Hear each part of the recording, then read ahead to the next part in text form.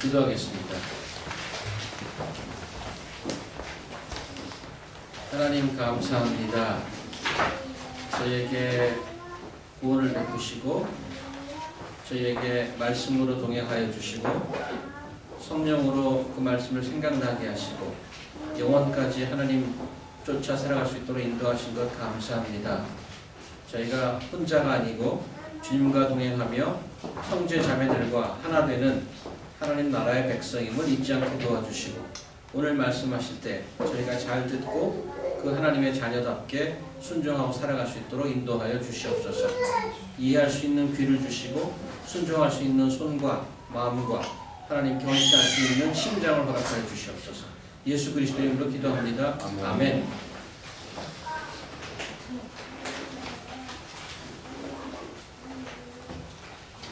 우리 GCC의 그 대표 래퍼들이 한국 갔다가 돌아와서 얼마나 이게 좀 또 사람 사는 것 같을지 모릅니다. 사무엘서를 계속 보고 있는데 고대 이스라엘의 왕정이 세워진 이야기입니다. 하나님의 선택한 거룩한 나라라는 말이 무색할 정도로 현 상황은 매우 혼탁하고 어지럽습니다. 차기 왕으로 세워진 다윗이 그를 잡으려 하는 현직 왕 사울 왕을 피해서 도망다니고 있습니다. 지난 22장을 잠깐 기억해 보면 양상이 새로운 국면으로 접어들었었죠. 혼자 도망다니던 다윗에게 사람들이 몰려오기 시작합니다. 그런데 좀 걱정스러운 것은 다윗이 도망다니는데 전혀 도움이 되지 않는 자들만 모였다는 사실입니다. 환난당한 자, 빚진 자, 원통한 자들입니다. 사회적으로 문제 있는 사람들, 정신적으로 불안한 사람들, 소위 우리가 루저라고 부르는 그런 자들만 다 모였습니다. 오히려 도망다니던 다윗이 이 다윗과 사울 하도 얘기하니까 사윗이 되는군요. 용서하십시오. 다윗이 그들을 내치지 않고 운명을 함께하기로 한 것이 놀랍습니다. 다윗의 곁에 사람들이 모이는 동안 카메라 B는 사울의 캠프를 비춰주고 있죠. 사울 왕의 곁에도 나라의 수뇌들이 모여 있습니다. 강요들, 국무위원들, 경호대, 비서실 등 모두 모였습니다. 그런데 지난 22장에 보면 분위기는 썩 좋지 않죠. 제사장 아히멜렉이 다윗을 도와주었다는 이유로 사울 왕은 제사장과 그 집안, 그가 살던 동네 나합을 모두 몰살시켜버리는 광기를 드러내고 있습니다.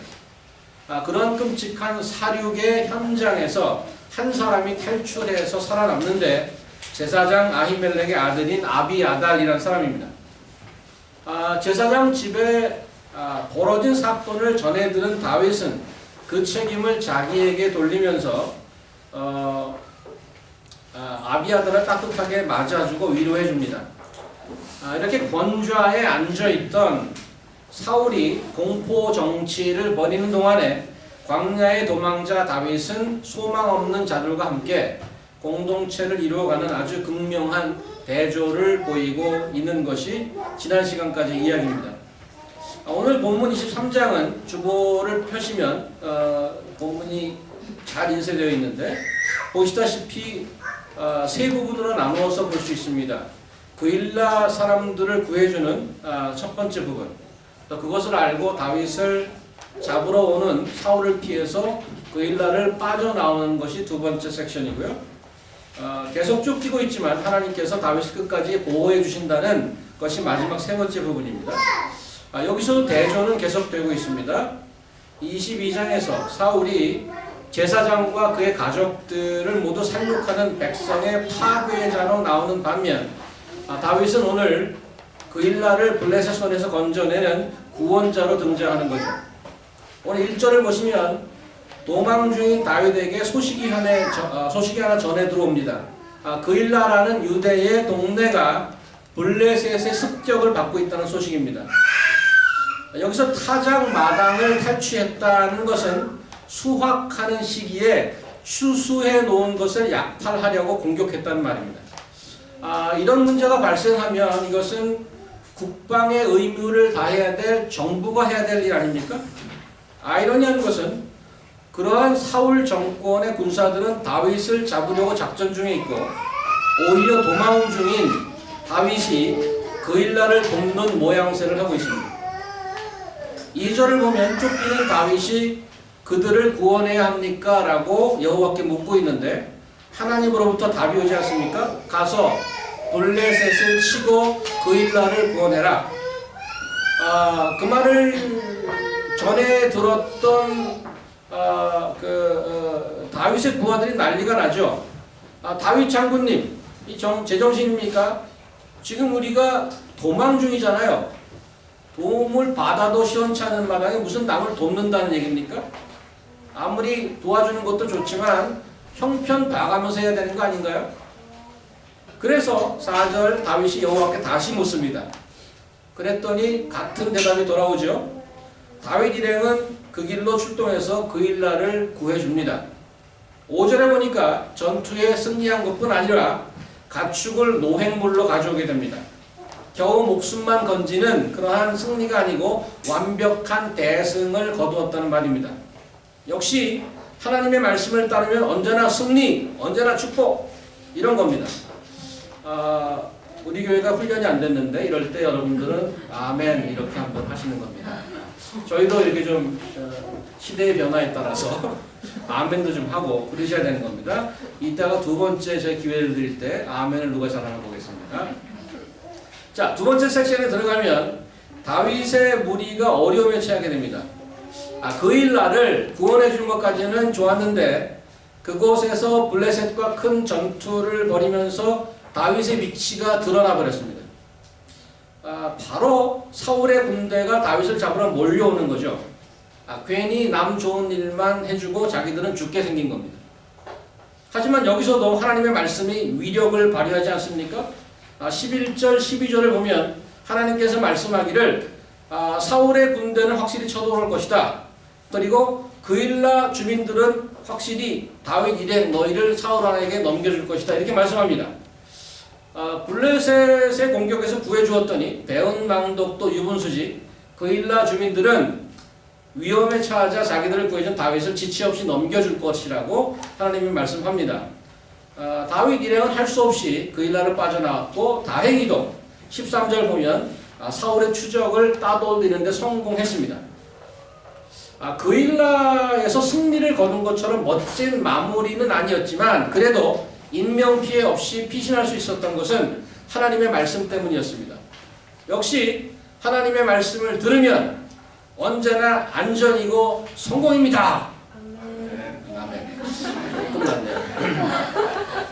좀 어색하긴 하네요. 그럼 안 하다 해보니까. 이렇게 다윗은 하나님의 말씀을 듣고 그일라를 구원하고 하나님의 말씀을 듣고 위기에서 벗어났습니다. 세 번째 섹션에 가서 다윗은 사울에게 여전히 쫓기고 있습니다. 사울을 피해서 14절 보니까 산골로도 갔다가 15절 황무지 숲풀로 도망치기도 합니다. 이번에 하나님의 말씀은 없어 보입니다. 말씀 대신에 어디선가 누가 나타나죠? 다윗이 지금 당하는 양상을 두 가지 측면에서 정리해주는 구절이 있는데 하나는 외형적으로 드러나는 모습이고 또 한 가지는 그 뒤에 숨겨져 있는 모습입니다. 지금 외적으로는 다윗과 그 일행들은 도망 중이죠. 3절 다시 한번 가보면 보소서 우리가 유다에 있기도 두렵거든. 유다에 존재하고 있는 것조차 위험한 일이라는 것을 everybody knows it. 우리가 여기 있으면 언제 공격받을지 몰라 이런 겁니다. 그래서 13절 보니까 사울에게 위치가 드러나자마자 도망쳤습니다.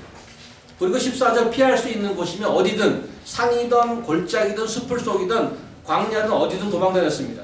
이게 현재 벌어지고 있는 외형적인 상황이죠. 사울이 두려워서 도망다니는 다윗, 이게 바로 우리가 지금 몇 주간 계속 보고 있는 양상이고 앞으로도 계속 보게 될 외형적인 모습입니다. 반면 오늘 본문의 사건을 또 다른 시각으로 표현해주는 구절이 있는데 14절 후반절입니다. 14절 두 번째 절을 보면 사울이 매일 찾되 하나님이 그를 그의 손에 넘기지 아니하시니라. 겉보기에는 다윗이 사울을 두려워하고 도망다니고 있는 것이 맞지만 내용적으로 그 뒤를 보면 사울이 아무리 애를 써도 하나님께서는 다윗을 넘겨주시지 않을 거라고 말합니다. 아무도 그에게 손댈 자가 없다는 얘기입니다. 하나님은 자기의 택한 종을 어떤 어려움 속에서도 보존하고 계신다는 말입니다. 그동안에 사울이 다니면서 요나단, 미갈, 선지자, 제사장 등이 도우미로 등장했었습니다. 오늘 본문은 그런데 하나님의 말씀이 다윗과 동행하고 있습니다. 지금 보시는 세 번째 섹션에서 하나님의 직접적인 말씀이 없는 것 같지만 의외의 인물이 다윗 앞에 나타나지 않습니까? 모든 권력과 인적, 물적 자원을 소유하고 있고 한 나라의 최고의 권력자인 사울왕이 모든 정보망을 다 풀어서 다윗을 찾고 있습니다. 그렇게 애써도 다윗을 찾지 못하는데 누가 다윗을 찾아와요? 아이러니컬하게 사울왕의 아들이자 다윗의 언약 친구인 요나단이 찾아옵니다. 목숨을 위협을 느끼며 황무지 수풀에 몸을 숨기고 있던 다윗, 그 앞에 요나단이 불쑥 찾아오는 겁니다. 다윗의 기분이 어땠을까요? 본문에서는 요나단이 어떻게 다윗을 찾아냈는지, 어떻게 아버지에게 숨기고 감시를 뚫고 이곳까지 왔는지 자세한 기록은 없습니다. 성경이 관심 있어 하는 점은 요나단이 와서 무엇을 했는가 그런 거죠. 16절 보십시오. 사울의 아들 요나단이 일어나 숲풀에 들어가서 다윗에게 이르되 그에게 하나님을 힘있게 의지하게 하였다 이렇게 되어 있습니다. 다윗과 요나단이 이런 처지에서 만날 수 있다는 것은 놀라운 일인데 하나님을 의지케 하는 요나단의 격려의 말, 이것은 마치 타들어가는 땡볕의 사막에서 시원한 오아시스를 만난 것과도 같았을 겁니다. 어떻게 격려했습니까? 17절에 나와 있죠. 요나단이 그에게 이르기를 두려워하지 말라. 내 아버지 사울의 손이 내게 미치지 못할 것이요 너는 이스라엘 왕이 되고 나는 내 다음이 될 것을 내 아버지 사울도 안다. 이게 무슨 말입니까? 요나단은 다윗을 향해 이미 하나님께 선포했던 그 약속을 그대로 반복하고 확인해 준 것입니다. 오늘 앞부분에 하나님의 뜻을 묻고 아는 제사장의 에봇을 통해서 하나님의 말씀과 소통하고 있습니다. 그 다윗이 지금은 요나단을 통해서 하나님의 약속, 하나님의 말씀을 확인받습니다. 이 시점을 잠깐 보면 요나단을 만나기 직전에 다윗은 황급히 자신이 구해주었던 그일라를 떠나야 하지 않았습니까? 그때 성경 기록하고 있지 않지만 다윗의 마음이 어땠을까 짐작해 볼 만합니다. 자신이 목숨을 걸고 그일라를 구해주었는데 그들은 다윗을 위해 아무것도 해주지 못합니다. 자신들의 안전 문제가 걸리니까 다윗이 베풀어준 은혜는 바로 휴지 조각이 되어버리죠. 이런 비참한 일을 경험하고 나서 계속 도망다니는 중에 요나단을 만나게 되는 겁니다. 그리고 하나님의 약속을 확인받습니다. 얼마나 큰 위로가 되겠습니까? 다음 주에 다윗이 10이라는 동네로 피신하게 되는데 그쪽 주민들은 어땠는지 아십니까? 다윗이 자기 구역에 들어온 것을 발견하고 아예 자진신고에 들어갑니다. 무장공비 들어온 것처럼 책임지고 다윗을 잡아 넘기겠습니다 하고 다윗 앞에 가서 충성맹세를 합니다.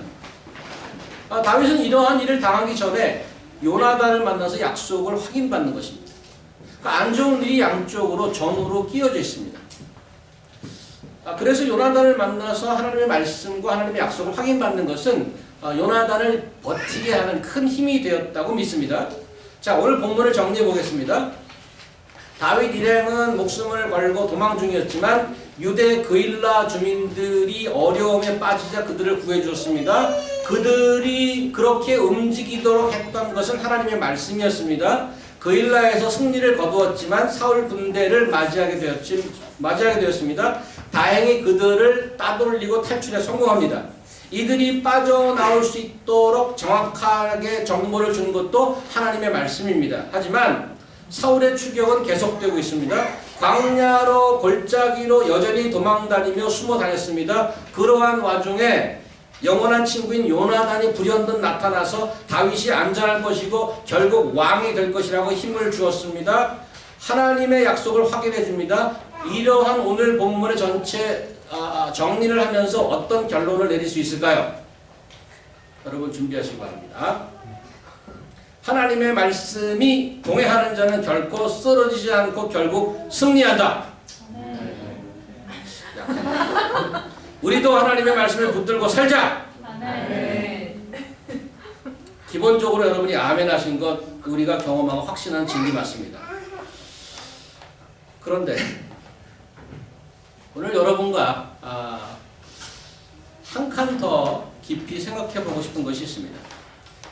오늘 말씀을 보면서 이런 질문이 생긴단 말이죠. 하나님의 말씀, 말씀과의 동행, 다 좋은 얘기인데 사는데 별로 도움이 안 되면 그게 무슨 소용이야? 이 문제입니다. 그일라를 구하라고 해서 구했는데 사울은 바로 그 잘난 선행 때문에 더 어려움을 겪지 않습니까? 오케이. 하지만 그 어려움 속에서도 하나님이 말씀해 주셔서 탈출에 성공합니다.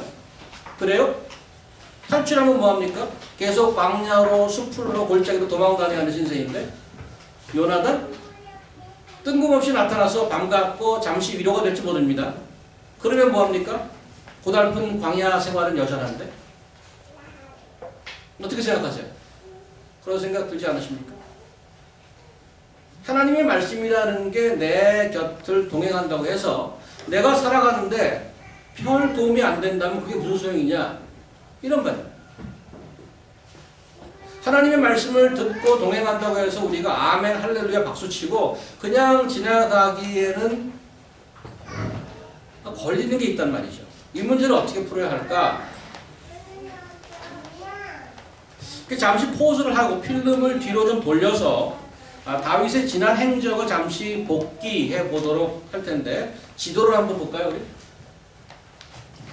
지도를 한번 보도록 하겠습니다. 여기 보시면 다윗의 행적을 나타내는 21장, 23장의 지도가 좀 나와 있는데 자기를 죽이려는 사울의 의도를 분명히 듣고 다윗은 준비 없이 허겁지겁 도망하는 삶이 시작됐는데 그게 이제 여기 사울이 있는 기브아에서 도망간 거죠. 여기서부터 시작돼요, 도망이. 아무 가진 것도 없고 배가 고파서 제사장한테로 갑니다. 제사장이 어디 있어요? 제사장이 노베에 있어요, 노베. 여기서 내려온 거죠. 노비란 동네로 도망을 갑니다. 그래서 아히멜렉을 찾아서 갔습니다. 기억하십니까? 그 자리에 사울의 측근인 도액이 있었습니다. 도액. 그래서 황급히 땅 몇 조각과 칼 한 자루를 얻어서 황급히 도망했습니다. 그러고 나서 이제는 완전히 아주 멀리 도망가야 되겠다고 적진인 블레셋 진영, 요 가드라는 데로 왔어요. 가드, 가스라고 되어 있는데 여기서 일로 튄 겁니다. 이렇게. 여기는 지금 블레셋 지역, 필리스티아로 되어 있잖아요. 블레셋 지역입니다. 이쪽으로 도망가는 겁니다. 자신이 이 가드가 어딘가 하면 자신이 유명한 전투가 있지 않습니까? 자신이 죽이고 목을 따낸 골리앗의 고향인 데가 여기입니다. 급하기는 아주 급했던 모양이에요. 어디로 가는지도 모르고 튀었는지 모르지만 이쪽으로 도망을 간 것입니다. 그것도 뭘 들고? 골리앗의 칼을 들고 글로 간 거죠. 그들이 다윗을 환영해 주었습니까? 상황이 다윗의 생각대로 돌아가 주지 않습니다. 침을 흘리면서 미친 사람 흉내를 냈죠. 기억하십니까? 자존심, 긍지 이런 거 다 바닥에 떨어졌습니다. 당시 상황을 기억하며 지은 34편, 10편 34편을 보면 다윗은 이렇게 고백하고 있습니다. 이 곤고한 자가 부르짖음에 여호와께서 들으시고 그의 모든 환난에서 구원하셨도다. 여호와의 천사가 주를 경외하는 자를 돌로 친치고 그들을 건지시는도다. 너희는 여호와의 선하심을 맛보할지어다. 그에게 편하는 복이 있도다. 그가 겉으로 미친 척을 했지만 속으로는 좀 목숨 걸고 기도했단 말입니다. 그 어려움 중에 탈출을 성공하고 여호와의 선하심을 맛보 알았다고 고백한 시가 이 34편입니다. 그렇게 가드에서 겨우 쫓겨나다시피 해서 목숨을 여기서 이 기브에서 시작한 노브로 도망갔다가 가드로 갔다. 근데 뭘로 가요? 지난 시간에 아둘람 동굴로 여기로 도망간 것입니다. 그때 선지자 갓이 등장해요. 갑자기 뜬금없이 또. 그때 뭐라고 그러냐면 동굴에 숨지 말고 유다 땅으로 들어가라. 그때 했던 갓이 한 그 말은 뜻이 의미가 적지 않습니다. 다윗이 도망자로 매우 위험하고 어려운 삶을 겪으면서 하나님께서는 그때그때 놀라운 방법으로 보호하고 도와주셨습니다. 그런데 유다 땅으로 들어가라는 것은 폭탄을 들고 불 속으로 가라는 것과 마찬가지입니다. 지금껏 위험에서 피하고 보호해 주셨는데 이제 위험 속으로 다시 들어가라고 하는 것은 좀 이치 안 맞지 않습니까? 그동안에 도와줬다는 것은 그래서 어떤 다른 목적이 있다고 얘기하는 겁니다. 다윗은 하나님의 말씀과 소통합니다. 하나님의 말씀을 대하면서 그런 깨달음이 온 것으로 이해가 됩니다. 도망하는데 전혀 도움이 안 되는 그 루저들, 빚진 자들, 마음이 원통한 자들, 이런 자들이 오는 것을 마다하지 않은 것이 그의 깨달음의 어떤 힌트 중에 하나라고 생각이 됩니다. 오늘 본문 그래서 이 아둘람에 숨어 있다가 유다 지역으로 내려와서 여기가 그일라입니다. 그일라에 있는 사람들을 구하도록 떠나는 것입니다. 이제 됐습니다.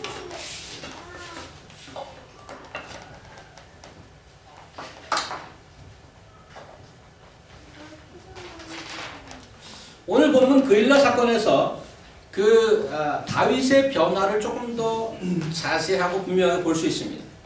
그 변화가 하나님의 말씀과 함께 일어난다는 점을 주목해 보시기 바랍니다.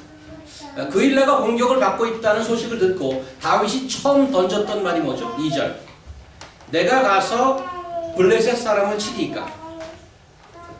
두 번째 장면에서 그일라로 사울 군대가 쳐들어온다고 할 때 그때 다윗이 하나님께 물었던 것은 뭐죠? 11절. 그일라 사람들이 나를 그의 손에 넘기겠나이까? 다윗이 던졌던 이 두 가지 질문에 좀 이상한 점을 발견하지 못하셨습니까? 다윗의 질문에 일관성이 없다는 겁니다. 무슨 말인가 하면 그일라가 공격을 받을 때 내가 가서 블레셋 사람들 칠까에 물어봤던 다윗이 사울의 군대가 몰려올 때 내가 가서 사울의 군대를 치리이까? 이렇게 묻지 않았다는 얘기죠. 왜죠? 사실 처음 2절의 질문도 그렇습니다. 그일라가 공격받고 있다는 소식을 듣고 다윗이 던질 수 있는 상식적인 질문 어떨 것 같습니까? 다윗이 던질 수 있는 상식적인 질문은 그래서 어쩌라고 저는 그렇게 생각합니다. 아니 지금 자기 형편이 어떤 건데 다윗과 함께 했던 자들의 의문이 그거 아니었습니까? 지금 형편이 남도올 때입니까? 바로 움직이면 화살이 어디서 날라올지 모르는 그런 상황인데 누가 힘들고 어렵다고요? 그래서 어쩌라고. 이것이 일반적이고 상식적인 반응입니다. 그런데 다윗은 의외의 질문을 던지는 거죠. 내가 가서 블레셋 사람들 치리이까. 그런데 뒤에 가서는 사울의 군대를 칠까요? 하고 묻지 않았단 말이죠. 그렇게 묻지 않고 그일라 사람들이 나를 넘길까요? 이렇게 묻는단 말이죠. 다윗의 변화가 어떤 것 같습니까? 이 말씀을 보면서 다윗의 어떠한 변화를 볼 수 있습니다. 다윗은 더 이상 자기의 안위만을 생각하는 도망자가 아닌 것입니다. 이 두 가지 일관성이 없어 보이는 질문 중에 분명한 일관성이 있는데 그게 뭐죠? 두 질문 다 그일라 백성을 위하는 질문입니다.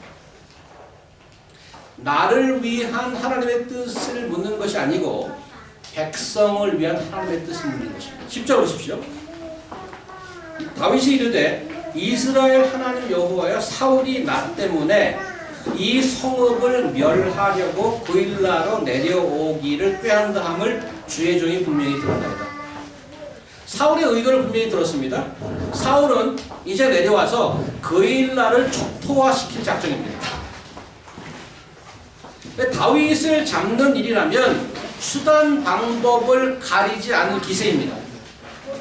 여기서 다윗이 싸움을 하겠다고 결정하면 사울의 군대든 그일라든 분명히 희생이 따를 것입니다. 다윗은 자기가 베푼 은혜를 배신으로 갚는 그일라에 대해서 한마디 말 없이 조용히 떠났습니다. 바로 얼마 전에 아히멜렉 집안이 모두 학살당한 것을 보았습니다. 그 아들 아비아달이 자기에게로 도망 나오자 자기 때문에 그 집안이 다 희생당한 거라고 책임을 자기에게 돌렸습니다. 다윗은 그일라에서 또다시 끔찍한 일이 벌어지는 것을 보고 싶지 않았습니다. 그일라를 블레셋에서 구해놓고 사울에게 몰살당하는 것을 원치 않았던 겁니다. 다윗이 무엇이 변한 거죠? 우리는 이런 질문을 던졌었습니다. 하나님의 말씀이 동행하면 뭐해? 내가 사는데 별로 도움도 안 되는 걸. 맞습니다. In a way. 말씀과 동행한다는 것은 내가 사는데 별로 도움이 안 될 수 있습니다. 하지만 다른 사람을 살리는 데 필요한 존재로 변합니다. 하나님의 말씀과 소통하는 사람이 지나가는 곳에 다른 사람이 살아나는 것입니다. 여러분 어떻습니까? 하나님의 말씀과 소통하고 계시나요? 무엇을 묻고 무엇을 듣기를 원하십니까? 여러분이 지나가는 자리에 사람들이 살아나십니까? 다윗은 목숨이 왔다 갔다 하는 어려운 상황을 오랫동안 겪으면서 하나님의 특별한 보호하심을 받았습니다. 그런데 그게 다가 아니었던 거죠. 하나님의 말씀과 소통하는 자가 되었습니다. 하지만 그 말씀이 자신의 문제를 해결하고 상황을 개선시키는데 별로 도움이 안 되는 말씀들이었습니다. 그런데 한 가지 분명한 변화를 겪은 것이 말씀의 간섭을 받으면서 다윗은 더 이상 도망자가 아니라 이제는 뭐로? 왕이 되었던 것입니다. 왕이. 자신의 아젠다와 안위를 위해 하나님의 뜻을 구하는 자가 아니라 백성을 위해 뜻을 구하는 진정한 왕의 모습으로 거듭나는 것입니다. 비록 하나님 자신의 말씀이 자신의 어려움도 해결하지 못하고 사는데 별 도움이 되는 것 같지 않지만 다윗은 그 부르심에 합당한 자로 진정한 왕의 모습으로 성숙하게 변해갑니다. 오늘 본문에 한 가지 경고스러운 구절이 있습니다. 7절 보십시오. 다윗이 그일라에 온 것을 어떤 사람이 사울에게 알림해 사울이 이르되 하나님이 그를 내 손에 넘기셨도다. 그가 문과 문 빗장에 있는 성읍에 들어갔으니 갇혔도다. 사울이 구사하고 있는 언어를 잘 보십시오. 사울이 구사하고 있는 언어를 보면 완벽하게 하나님과 소통하고 있는 자의 모습입니다. 그도 하나님의 말씀이 동행하는 것처럼 보입니다. 하나님의 사람 신앙의 옷을 입고 있습니다. 그의 말로만 봐서는 전혀 알 수가 없습니다. 하나님의 말씀과 진정으로 소통하는 자와 그렇지 않은 자의 차이를 어떻게 알 수 있는가? 하나님의 말씀으로 진정으로 소통하는 자와 그렇지 않은 자, 이 지금 하는 말을 봐서는 구분이 안 간단 말이죠. 전자는 자신에게 손해가 되어도 말씀을 순종하는 자고, 후자는 자기가 원하는 것만 골라서 하나님의 말씀이라고 정당화시키는 자입니다. 한 사람은 신실하고 꾸준하게 하나님의 말씀과 뜻을 찾아 아프도록 치열하게 순종하는 사람이고, the other one은 집요하게 자기가 듣고 싶은 말을 찾아서 끊임없이 거룩한 언어로 포장하는 사람입니다. 이러한 자들에게 성경은 자신의 아젠다를 위한 풀텍스트에 불과합니다. 자신의 욕심을 채우는데 시도 때도 없이 하나님의 이름, 하나님의 영광을 운운합니다. 그만큼 추하고 위험한 것이 없습니다. 지난주에 한 성도님과 이메일을 주고받았습니다. 삶에 어려움이 있어서 저와 이야기를 잠깐 나누었고 제가 기도를 하기로 했습니다.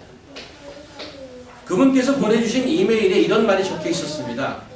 하나님과 소통하는 것의 중요성을 요즘 피부로 많이 깨닫고 있어요. 그래도 사는 게 가끔은 뜻대로 안 되면 힘든 것 같아요. 그래도 이 점점점의 의미를 제가 생각해봤어요. 그래도 하고 점점점 해놓고 뭔가 생각하고 마지막 말을 이렇게 합니다.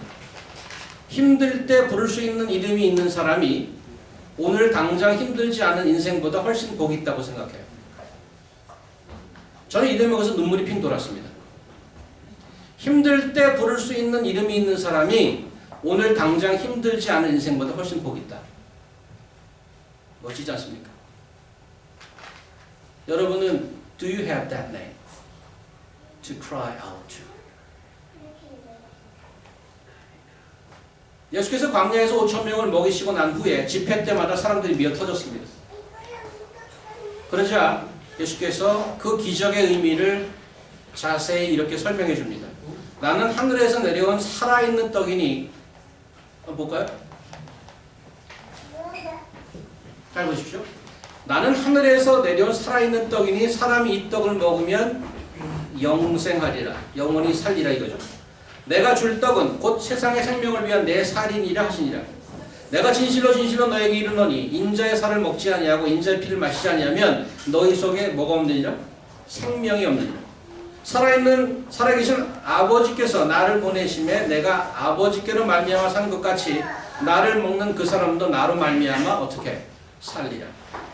이것은 하늘에서 내려온 떡이니 조상들이 먹고도 죽은 그것과 같이 아니하며 이 떡을 먹는 자는 영원히 어떻게 살리라. 예수께서는 자신의 죽음과 부활을 이렇게 설교했습니다. 이 예수를 가진 자만이 진정으로 사는 자라고 얘기합니다. 이 말씀은 우리가 매주 하듯이 나중에 성찬의 모습으로 다시 리마인드 하지 않습니까?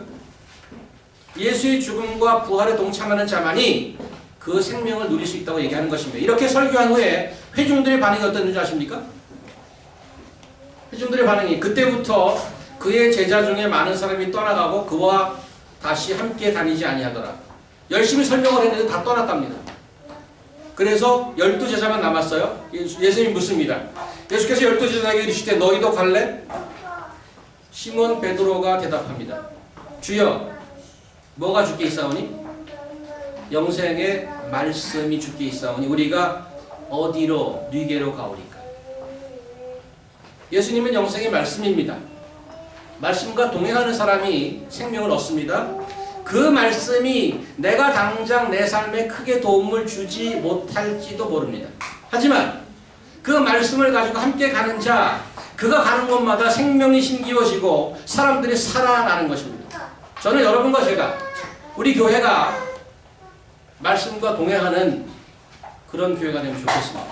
그 말씀 때문에 우리도 살고 우리가 가는 곳마다 그곳이 광야이든 골짜기이든 숲이든 거기서 생명이 솟아나고 살아나기를 기도하며 기대합니다.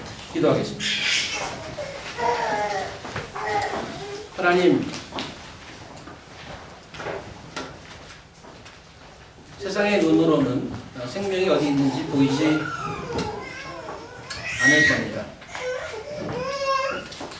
하나님께서 직접 손으로 써주시고 성령을 부어서 저희 마음에 심어주신 그 말씀이 저희의 생명임을 다시 고백합니다.